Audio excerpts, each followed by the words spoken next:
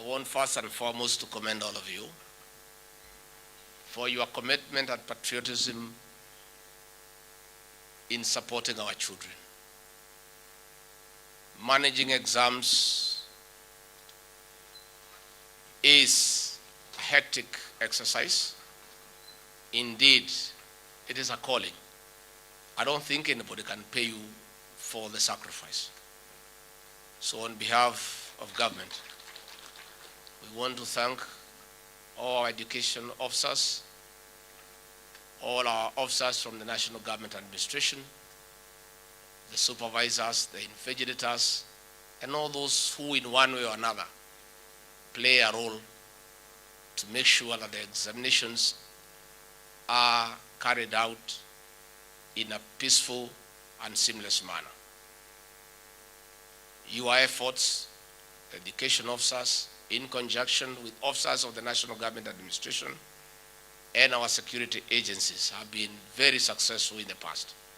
I have no doubt in my mind that this year will be no exception. I want to really thank you on behalf of the President, the Kenya government, and the people of Kenya for your patriotism, sacrifice, and commitment in support of our examinations. I would like to say thank you. Secondly, you people have what it takes. Some of us are very conversant with this exercise because we have been members of parliament on the ground with you, and we have worked together. And it will be unfair for us to pretend that we don't know you and what you do, because we know. You know, some people, when God gives them a chance to rise to these high offices, they become arrogant, they look down upon others, and they behave like they don't belong to this country. President William Ruto and I are the products of a miracle. We were just ordinary people, born in ordinary homes, brought up in ordinary circumstances, went to school barefoot, went without food, we had jiggers, we had all sorts of problems. And therefore, where we have reached, we cannot pretend that we don't know the journey we walked through. It is for that reason, our CS education, I want to appeal to you. Please let the ministry look at the facilities available to our sub-county directors of education. I've been there with them. I know they have no vehicles, they have no offices, they have no furniture, and they are expected to oversee what the teachers are doing. I remember in Madera constituency, where I was a member of parliament, I had a very ambitious program of transforming all the primary schools into a world-class environment. We renovated all the classrooms, we put tiles, we made it a beautiful place. And then the sub-county director of education, I hope nobody has transferred her from there, of Madera East, Mrs. Mbai. Is she still here? Or you people have removed her after I left Madera? Is Mrs. Mbai here? She came to see me and asked me, Mheshimiwa, how do I supervise the teachers? Their offices are so beautiful and modern compared to mine. So when they come to see me, they look down upon me because they live in a better environment.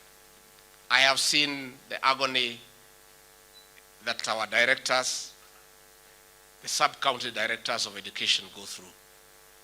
Waziri, we need to back them with the facilities for them to be able to have meaningful supervision and provide leadership to the rest of the actors in that particular sub-county. So let us facilitate officers of government, and these officers, I can tell you, they work very hard, very hard. and they are very patriotic and concerned about education. I have worked with many of them, and I can tell you, if there is one ministry where officers are committed and patriotic and willing to serve, are officers in the Ministry of Education. So I'll be asking your CS where he needs my support on that, President, will assist him so that we can make your environment better. Our officers of the National Government Administration, you know I'm one of you. It's only a uniform I don't have. But you know where my heart is. I was feeling so bad when you are being misused to do negative things and politics, because that is not your work. You know, I was very unhappy when officers of the National Government Administration were harassing teachers in Kirinyaga County because the teachers are refusing to get involved in politics. The officers of the National Government Administration are the best that this country has, but only if they are deployed positively and appropriately for the benefit of the people. The previous administration used them negatively to go and campaign for Azimio, to intimidate teachers, to harass everybody, and that is not their work. The work you are going to do in this examination season, that is your work and is a good job. The work you do to maintain peace is the right thing. The work you do to make sure there are no boundary disputes, that is good thing. Ahead, we want to ask you to help us in matters of agriculture. We want to map this country. We want to know the agricultural sector. How many acres of coffee do we have? How many acres of tea, rice, sugar, pyrethrum, so that we can be able to look for inputs and fertilizer to assist our farmers. And officers of National Government Administration, the assistant chiefs and the chiefs, they know everybody. They will be able within 2 weeks to tell us the entire acreage and a maize, which farmer has how many acres. So that when we plan to assist farmers with fertilizer, we do it spot on because we have the necessary data. And that is an activity that we are going to work with the officers of the National Government Administration. So I want to assure you, the Gao family, in this government, you have an advocate that you don't pay 24/7. And I'll push your agenda. I also know our assistant county commissioners have no dignity because they travel by matatu. They live behind shops in a single room that has no toilet facility. And yet they are expected to have authority over the people. If you get an assistant county commissioner in a matatu and the tout is pushing him asonga and to pay quickly, and then the same fellow goes and finds him in office, he's trying to tell him what to do, he cannot listen. So we must also dignify our officers in the National Government Administration by getting them offices, getting them good residence, and making sure they have vehicles and they have fuel so that they are able to perform. So the deputy county commissioners, the assistant county commissioners, please align yourself quickly with the new government. Quickly. And the new government wants you to serve the people. We don't want you to harass anybody. We don't want you to use thorax. We want you to engage Kenyans and talk to them. That is why when Kenyans started crying about CBC, when CBC was brought, nobody talked to the people of Kenya to ask them what they want. The teachers have been complaining. Parents have been complaining. Pupils have been complaining. And we, the president, decided his government is a government that listens. Why don't we create an opportunity and listen to the people of Kenya? That is why the members of that working party are going around listening to you. We ask teachers, education officers, parents, please avail yourself and give your views. And don't fear anybody. Even if the views look like the anti-government, this new government wants to listen to everything.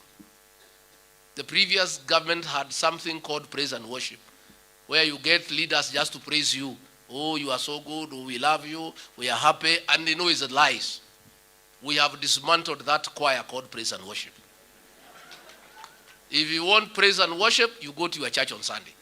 That is where praise and worship is. Between Monday and Saturday, please, people of Kenya, tell Dr. William Ruto the truth, however bitter it is, so that he can make informed decisions. If you think we are getting it wrong, please tell us, Mr. President, Mr. Deputy President, you are out of order. This is the right thing to do.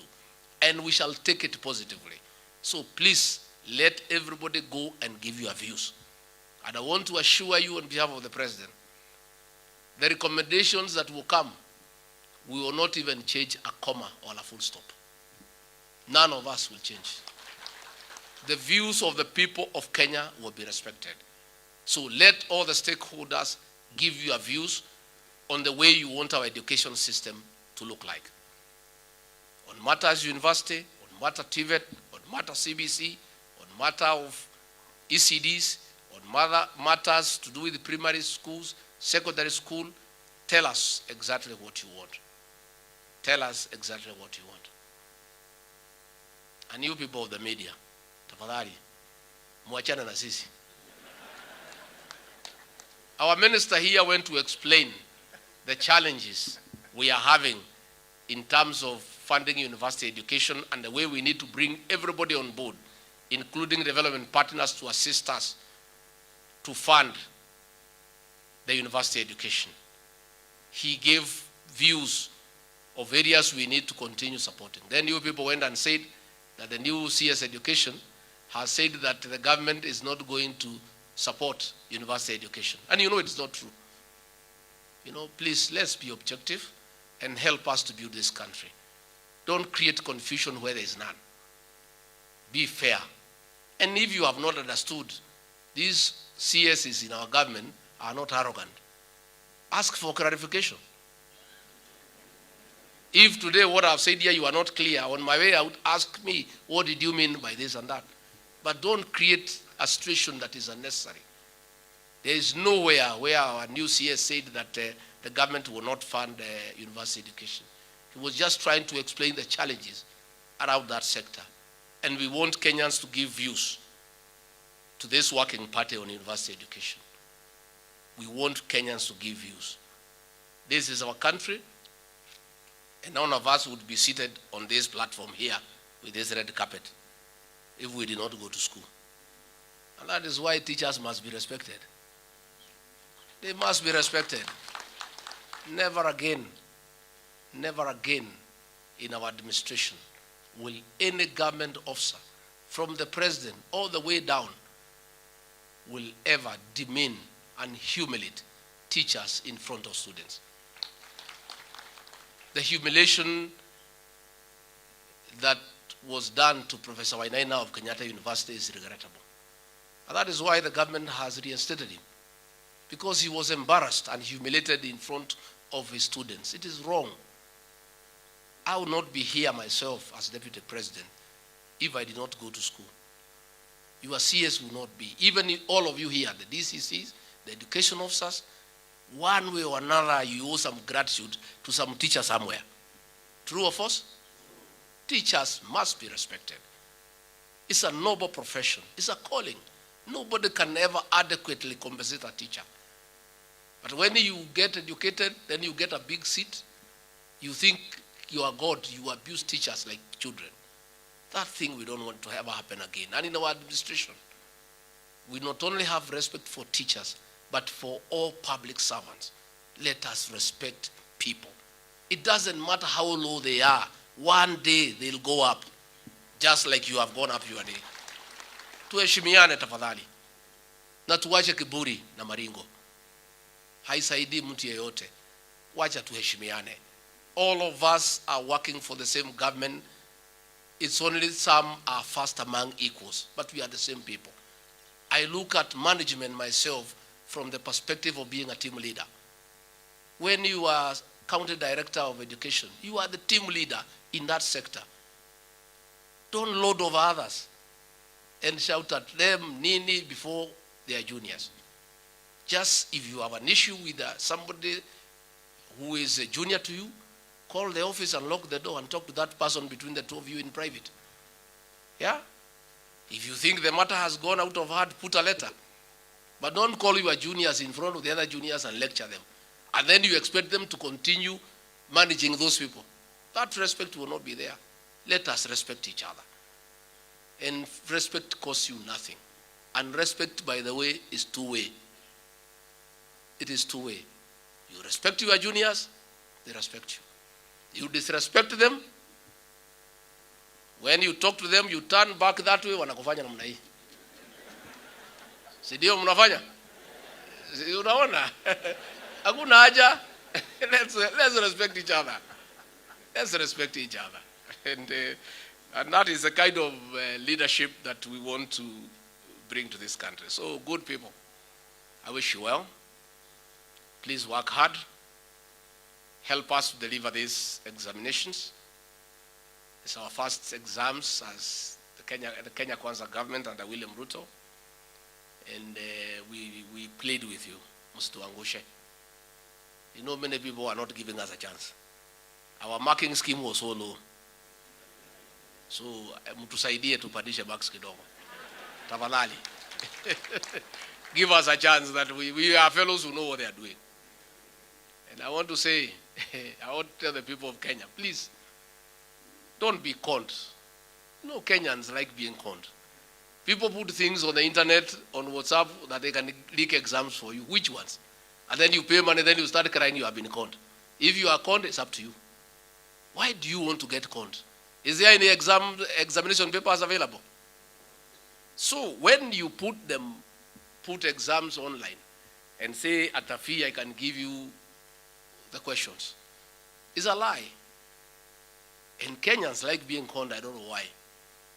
You know?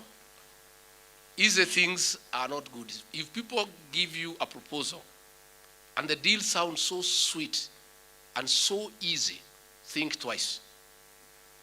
How can somebody get you the questions? It's too easy. Think about it. Think about it. Again, even as we ask Kenyans not to be conned, we have also given instructions to the DCI to activate with speed the cybercrime detectives to go through the net and hunt these fellows day and night. The ones who are cheating Kenyans, that they can leak the questions to them. They will be apprehended. And we have told the DCI, look for all these characters. I plead with none of you will be victim. Please, don't. Don't take yourself to, I don't know, I'm not able to translate my Kikuyu, how it is said.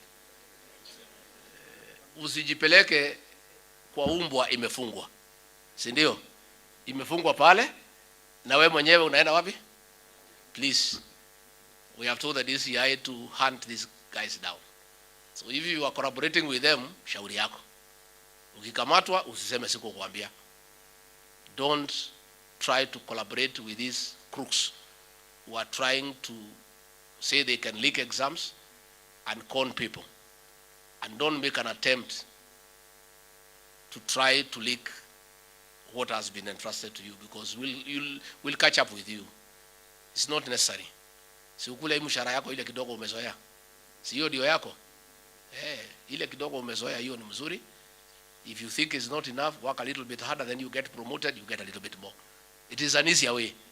I think it is easier to work hard and get promoted than try to leak exams so that you make some money. Because you are likely to end up in the wrong place.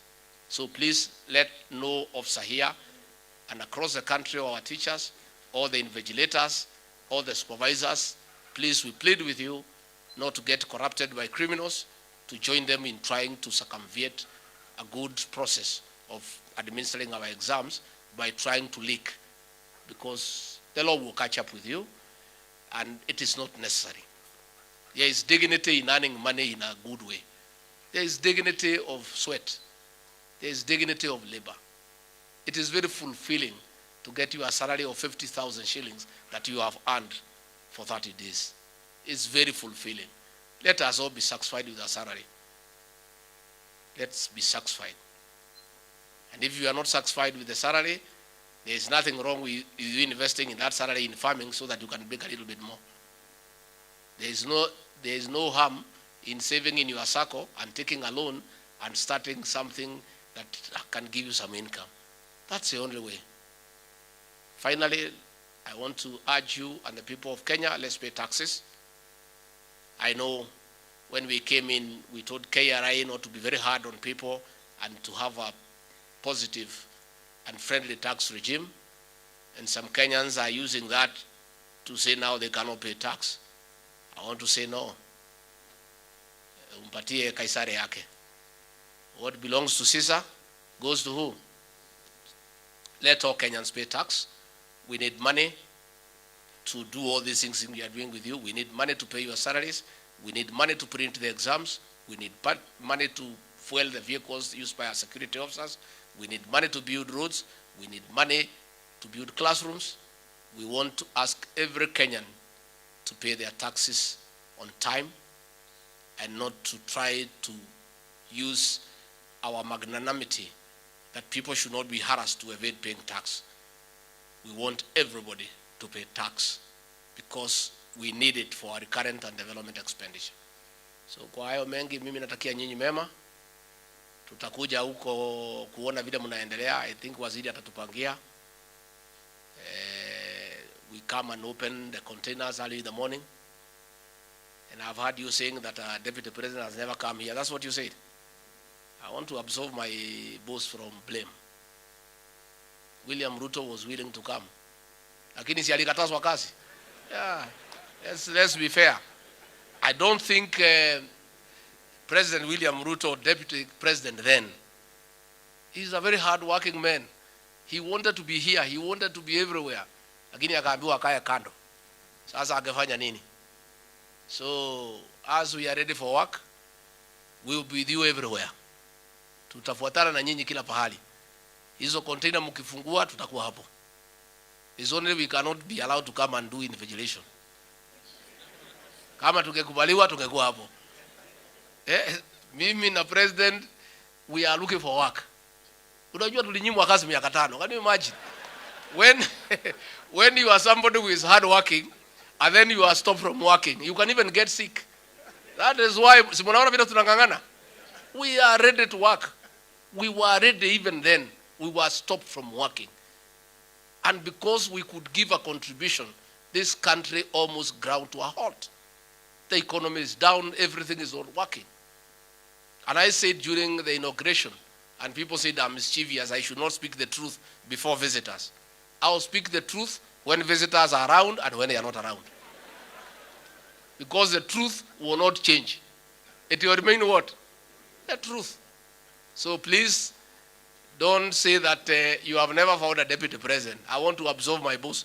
He was denied an opportunity to be with you. Now that he is president, he'll be with you all the time. And for me, he has not only allowed me to work, he has given me 9 functions. I come to office at 6, I leave at 11 p.m. every day. I have 9 functions. I'm a very busy man. And I thank the president for allowing me to work. So I must compensate for the 5 years we lost. Even him, for the 5 years he did not work, he must work double so that we cover the 5 years. So as you say that the deputy president never came, you are the rider. He never came because he was not allowed to. Tumekubaliana? Mumesafisha bosi yangu? Msiseme alikataa, bana, alikatazwa. Na hakuna mtu ajui hiyo. Nyinyi ni watu mmesoma. You knew what was happening. So mimi nimefurahi sana. Asanteni sana, tunatakia nyinyi mema. Murudi salama salimini. Musalimie jamii. Say hi to your families. Say hi to everybody. Do a good job. And we wish you a Merry Christmas and a Happy New Year. Thank you.